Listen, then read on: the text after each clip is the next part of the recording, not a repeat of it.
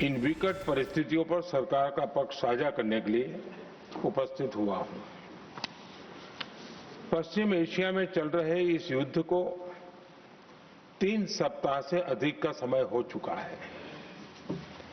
इस युद्ध ने पूरे विश्व में गंभीर ऊर्जा संकट पैदा कर दिया है। भारत के लिए भी ये स्थिति चिंताजनक है।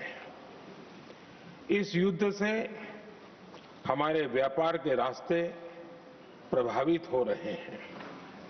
इससे पेट्रोल, डीजल, गैस और फर्टिलाइजर जैसे जरूरी सामान की रूटीन सप्लाई प्रभावित हो रही है।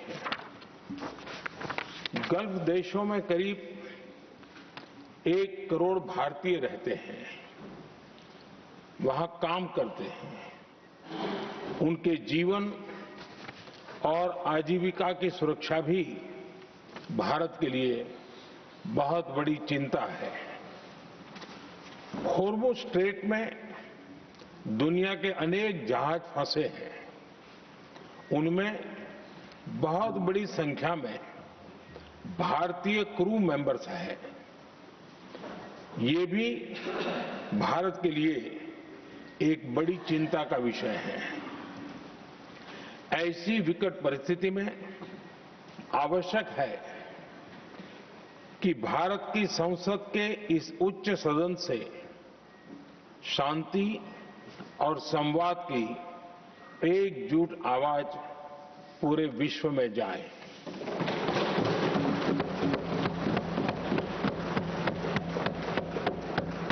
सभापति जी, युद्ध की शुरुआत के बाद से मैंने पश्चिम एशिया के ज्यादातर देशों के राष्ट्राध्यक्षों के साथ 2 राउंड फोन पर बात की है। हम गल्फ के सभी देशों के साथ लगातार संपर्क में हैं।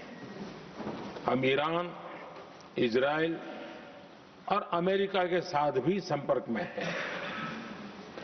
हमारा लक्ष्य डायलॉग और डिप्लोमेसी के माध्यम से क्षेत्र में शांति की बहाली का है। हमने डी एस्केलेशन और हॉर्मुज स्ट्रेट खोले जाने पर भी उनसे बात की है। कमर्शियल जहाजों पर हमला और हॉर्मुज स्ट्रेट जैसे अंतर्राष्ट्रीय जलमार्ग में रुकावट अस्वीकार्य है। भारत ने नागरिकों पर, सिविल इंफ्रास्ट्रक्चर पर, एनर्जी और ट्रांसपोर्ट से जुड़े इंफ्रास्ट्रक्चर पर हमलों का विरोध किया है। भारत डिप्लोमेसी के जरिए युद्ध के इस माहौल में भी भारतीय जहाजों के सुरक्षित आवागमन के लिए सतत प्रयास कर रहा है। भारत ने इस समस्या के समाधान के लिए संवाद का ही रास्ता सुझाया है। इस युद्ध में किसी के भी जीवन पर संकट मानवता के हित में नहीं है। इसलिए भारत का सतत प्रयास सभी पक्षों को जल्द से जल्द शांतिपूर्ण समाधान के लिए प्रोत्साहित करने का है। सभापति जी, संकट की स्थिति में देश विदेश में भारतीयों की सुरक्षा हमारी बहुत बड़ी प्राथमिकता है। युद्ध शुरू होने के बाद से लेकर अब तक 3,75,000 से अधिक भारतीय सुरक्षित भारत लौट चुके हैं।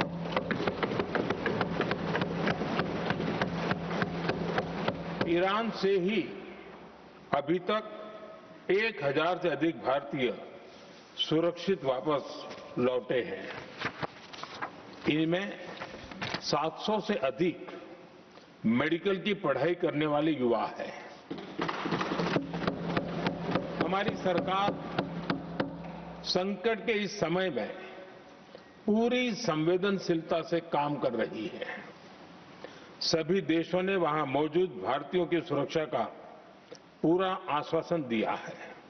हालांकि ये बहुत दुखद है कि हमलों के कारण कुछ भारतीयों की मृत्यु हुई है और कुछ घायल भी हुए हैं। ऐसे मुश्किल हालात में परिवारजनों को आवश्यक मदद दी जा रही है। जो घायल हैं, उनका बेहतर इलाज सुनिश्चित कराया जा रहा है। सभापति जी, होर्मुज स्ट्रेट विश्व व्यापार के सबसे बड़े रूट्स में से एक है। विशेष तौर पर कच्चे तेल, गैस और फर्टिलाइजर से जुड़ा परिवहन इस क्षेत्र से बहुत बड़ी मात्रा में होता है।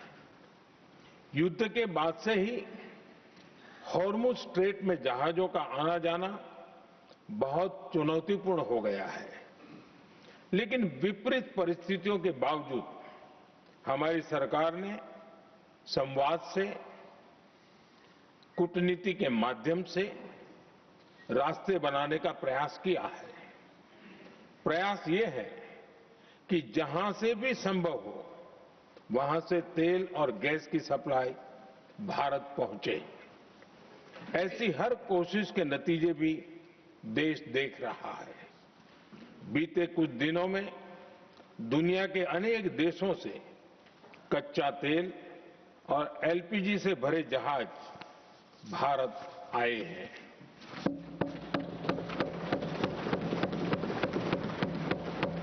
इस दिशा में हमारे प्रयास आने वाले दिनों में भी जारी रहेंगे। सभापति जी, भारत का प्रयास है कि तेल हो, गैस हो, फर्टिलाइजर हो, ऐसे हर जरूरी सामान से जुड़े जहाज भारत तक सुरक्षित पहुंचे।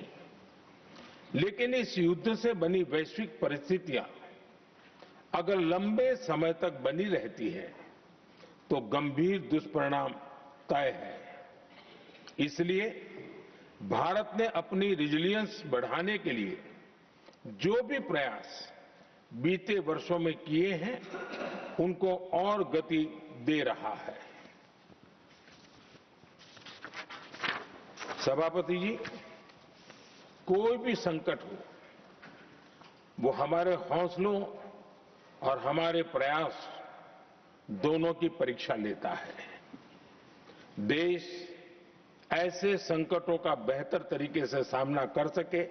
आपके मोबाइल पर तुरंत आएगी ब्रेकिंग न्यूज। स्क्रीन पर सबसे पहले दिखेगी बड़ी खबर। देश दुनिया की हर खबर एक जगह। अब आपके मोबाइल पर तुरंत फटाफट इंस्टॉल कीजिए न्यूज नेशन ऐप और रखिए खुद को अपडेट।